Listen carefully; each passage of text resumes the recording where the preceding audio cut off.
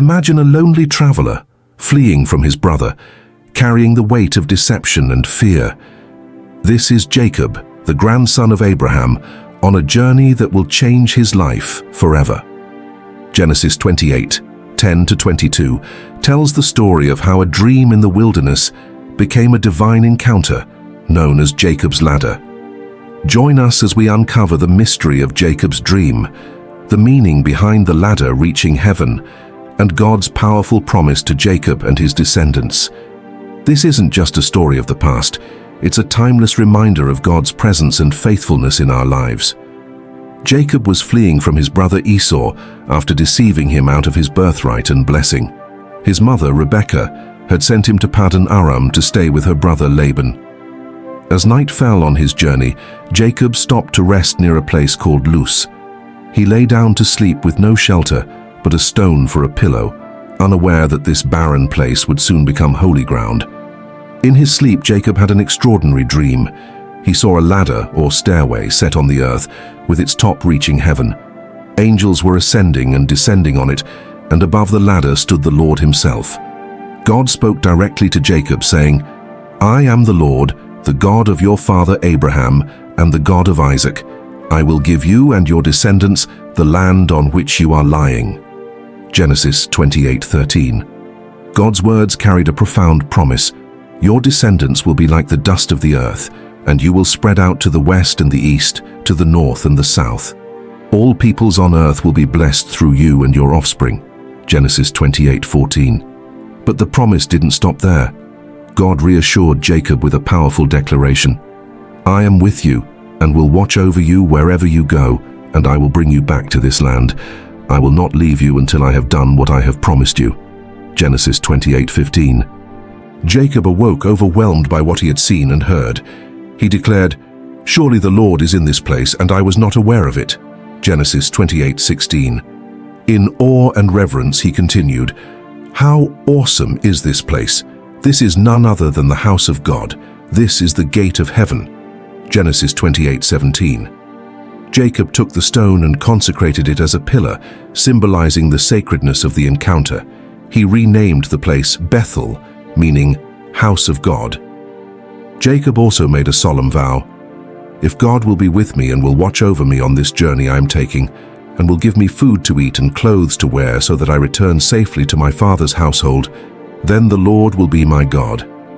Genesis 28:20-21. Now, what do we learn from this story? Jacob was traveling alone, and this could be likened to a retreat. Every time Jacob was alone, he had an encounter. Now he was traveling to Haran, and he got to a point where he needed to rest his head, and this was where he had an encounter. There is need for us as believers, as Christians, as people of destiny and assignment, to always have a time and a moment of retreat where we step back and we hear from the Lord. So Jacob was on a retreat, and this is the importance of having that quiet time to yourself where you can allow the Lord to speak to you. So the first thing we learn from this is one of the importance of retreat. Jacob was alone. He was traveling alone. And the next thing we are learning from the story is he had an encounter. Now, whenever you are a man of assignment or purpose, you must have an encounter. Now, God gave the promise to Abraham. You would think that there won't be any need for God to show himself to Jacob, but God knows the importance of encounter and what it does to a man. Jacob had an encounter. The first thing, he took time out. He was traveling alone, which represents a time of retreat and a time of solitude with God. Then the next thing is he had an encounter. Certainly you are going to have an encounter when you travel alone, when you travel light. He had an encounter, and that encounter was necessary to solidify his faith and his resolve, no longer because of the stories the father told, because he's going to be a major player in the realization of God's promises.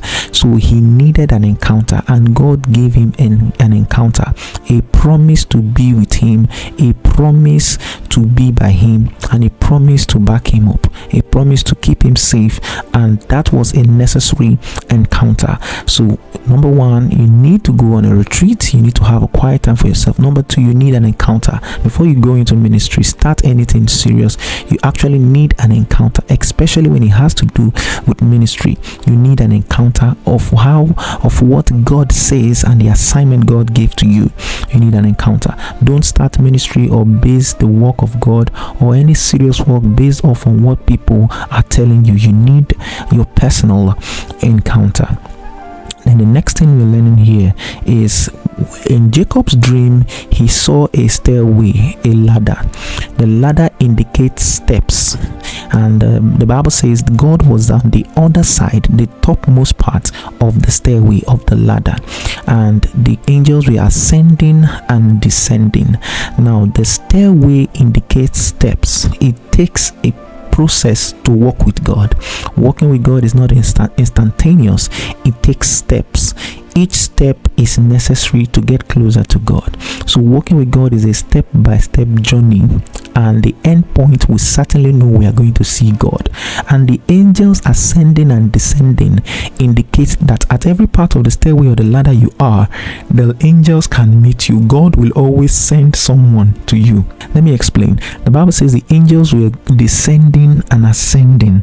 God was at the uppermost part, the end of the ladder, the topmost part of the ladder, but the angels were ascending and descending. Angels are messengers. As you climb the stairs, the angels will come to assist you, to deliver message to you as you keep walking with God, increasing each step by the day and getting closer to God. There is still access for information. The role of the angels are to give you information. The role of the angels are to deliver messages, to take your message to heaven and to bring a message from above to you. So that is why the Bible says the angels were ascending and descending. That's a very powerful, symbolic thing that Jacob saw there. It is for believers to realize that God is always at the other side of the ladder, but it takes the steps to get to that side. But while we are walking on that step, he has provided ministering angels, the Spirit, to deliver the messages, so we are not left alone. This is a very, very powerful thing. Then the next thing we learn here is Jacob raised an altar. Jacob raised an altar. Now Jacob realized that he has had an encounter. He needed to raise an altar of commitment, an altar of dedication, an altar of service. He took the stone, poured oil on it, and made a vow. Jacob raised an altar. This is the importance. When you have that encounter and you are sure of that encounter, you raise an altar of commitment, an altar of prayer, an altar of consistency. And that was what Jacob did. So every time a man on assignment gets an encounter, receives an encounter, he moves into action.